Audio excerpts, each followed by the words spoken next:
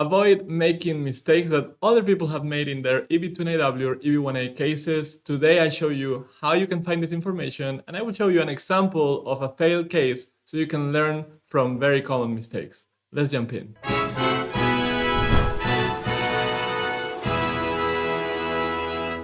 Hi, my name is Oscar, and as you know, I'm not a lawyer. In this channel, together with Marina, we talk about green card petitions in which you can be the self-petitioner. That means that you don't have to have a company sponsoring you, and you can even do all of this without hiring a lawyer, saving thousands of dollars if you go the do-it-yourself route.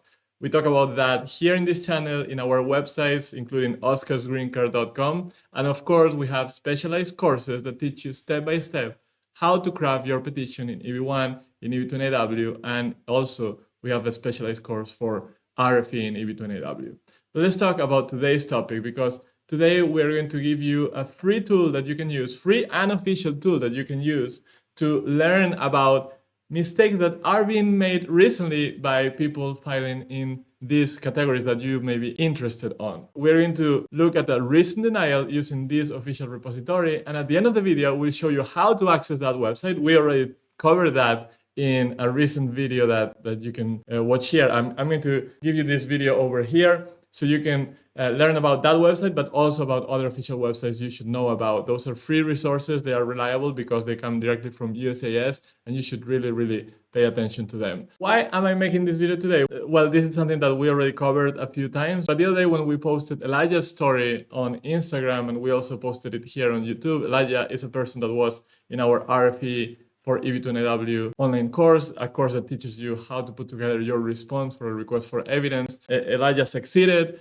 Elijah actually is going to be here in this channel telling us his full story, and that's going to be very interesting, and expect that in a few days, in a couple of weeks. And when I posted that, somebody posted, "Hey Oscar, please, how can I access denied petitions?" Well, the answer is you cannot find denied petitions for EB2 NIW or EB1A online. There's no official place where you can find them. Unless somebody that was denied actually hands you their denial, there's no way you can actually get it. But there is a website that we will see at the end of this video where you can find appeals to USCIS. So once your case is denied, you can choose to forget about it and move on with your life, or you can refile your petition, or you can appeal. Appeals don't generally succeed. The probability of getting a denial overturned during the appeal process is really low, but there's still people that try for it. Some of them succeed, most of them don't. But once USCIS goes to those appeals, those cases are published. Of course, they redact the private confidential information about companies or about individuals, but they do publish the decision, and they explain the rationale for the USCIS decision, and that becomes really interesting and really important for us to learn what mistakes are people making, how USCIS is adjudicating cases nowadays or a few months ago, and that is really invaluable, especially for us, the do-it-yourself community. So that's why we're making this video. So thank you to the person who posted this question. This is my way of replying instead of typing a quick response. So let's get on with today's example. This is an EB2 NIW example, an electric vehicle engineer. This is the case number, and it is worth mentioning that this is a somewhat specific case or a special case, because here the petitioner is the company. Usually EB2 NIWs are self-petition most of the times, and so the petitioner and the beneficiary are the same person, you, the candidate.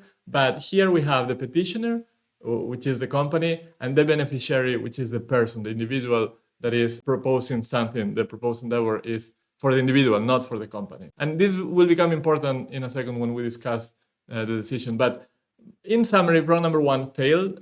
Prong number one of matter of Danasar failed, and substantial merit was accepted, which is fairly common, but not national importance, which is the tough part of prong number two. And related substantial merit and national importance, we do have a video that I recommend you watch, and I will leave somewhere here so you can link to it very easily, where we discuss that prong number one is actually the number one reason for RFEs, and within prong number one is national importance, what really matters. We have the link for the specific case we're going to take a look at. We're going to look at different aspects of it, not the whole thing. You can go and read it at your own pace, and later I'm going to show you how you can find all of these cases, so you can actually find cases that may be more interesting for your specific situation.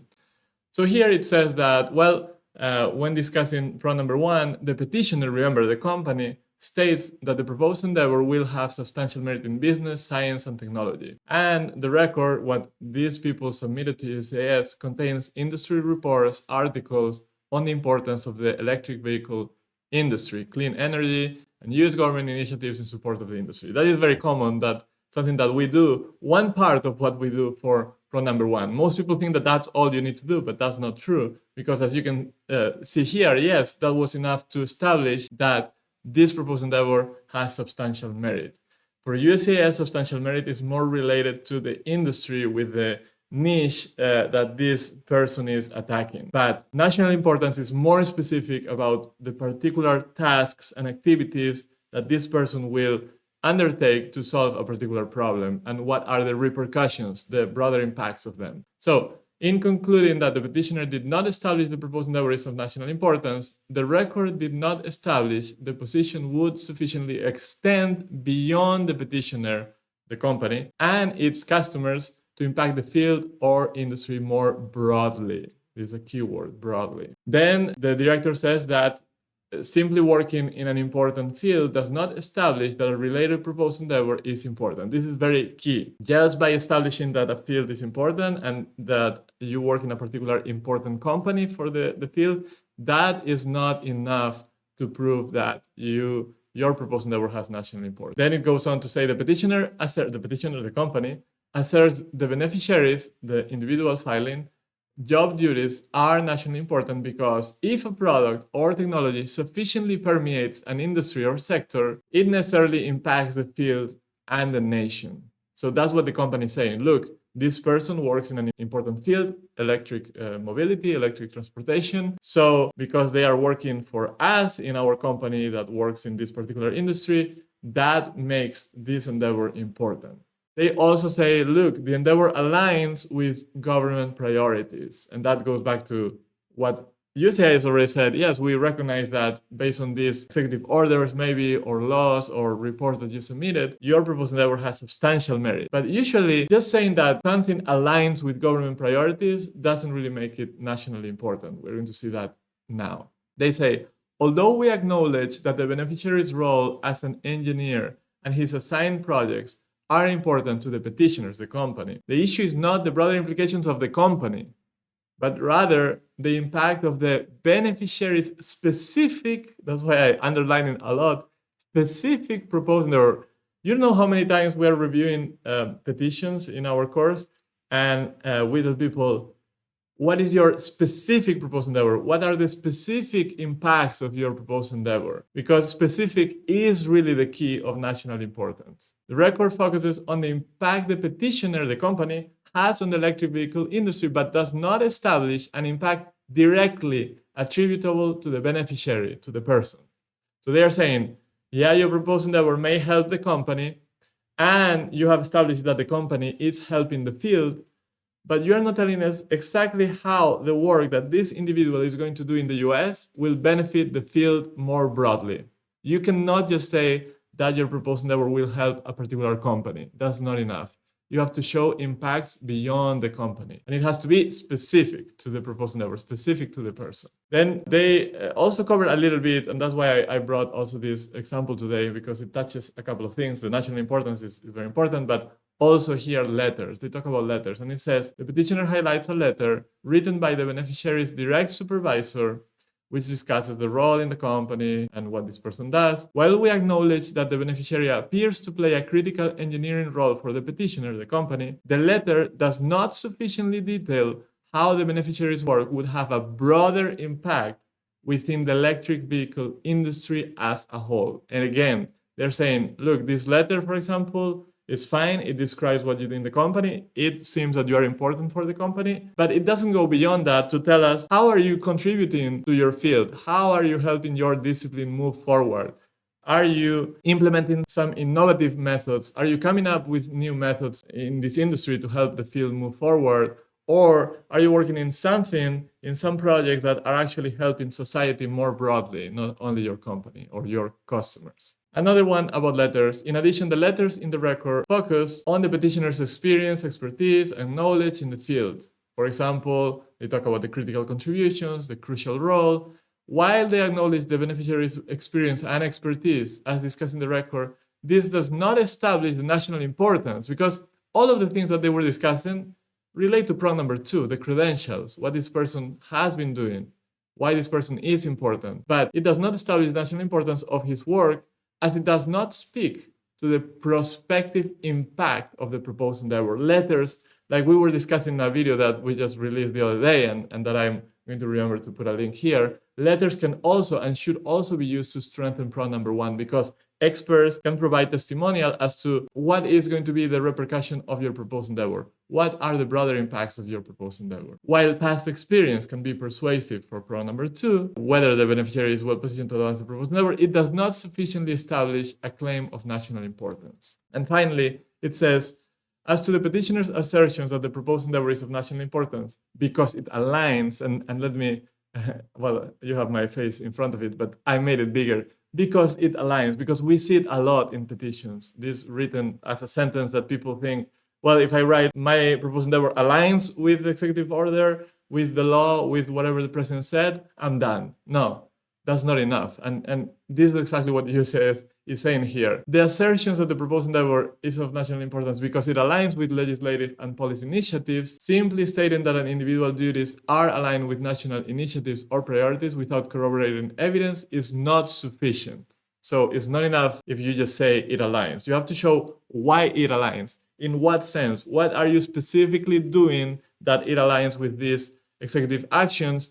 What are the prospective benefits of what you specifically will do in this industry so you can move the needle in a particular field, helping the US with a particular problem? You have to be specific and explain. And sometimes it takes bringing also an example from your current work and showing the impact that you are already having to be able to project future benefits of the proposed endeavor, and also use those testimonials that we were discussing earlier, those letters where an expert will analyze the impact of your proposed endeavor.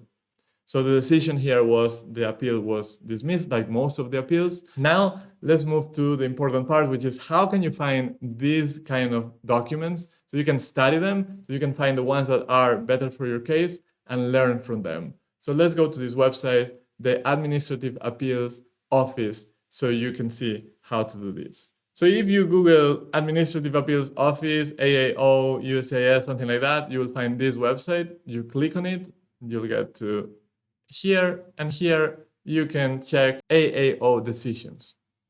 And here there are 3 types: AAO's non-present decisions, adopted decisions, and present decisions. A present decision is, for example, the matter of Danazar, the really, really important ones that change the way USCIS works. But the ones we are focusing on today are non-present decisions. These ones will not set a precedent, but they will publish them, and we can learn from how USCIS thinks. And this will open a little search box, and here you can select a topic, which in our case is going to be I-140. If we are talking about EB2 NIW, we will select this one, Advanced Degree Exceptional Ability National Interest Waiver. If you are looking for EB1A, is this one, Extraordinary Ability. So let's click on this one. You can actually filter by year, by month, and you can actually search for a term. This sometimes it doesn't work very well. The other day, for example, it wasn't working properly, but you could see, okay, let's see if there is something about a musician. Actually, today this is also not working. This used to work in the past. You could actually search for keywords, but hopefully they will make it work, or maybe it's just my problem and you can access from your place. So let me know in the comments if it worked for you or not. But if it doesn't, I hope it comes back up soon. I don't know if this is related with the government shutdown. I don't think so. But you're supposed to be able to filter by keywords, which is really important. In EB1A, for example, that helps you find specific awards maybe and see if somebody used them and got accepted or not, or a membership or something like that. In EB2, you can filter through your profession and see cases that are a little bit closer to what you do. So this is all for today. I hope this was useful. If you liked it and you want to see another analysis of a failed case, we can do that in the coming weeks. Let us know in the comments. We always read you. Thank you so much for being here, and good luck in your EB2 NIW journey.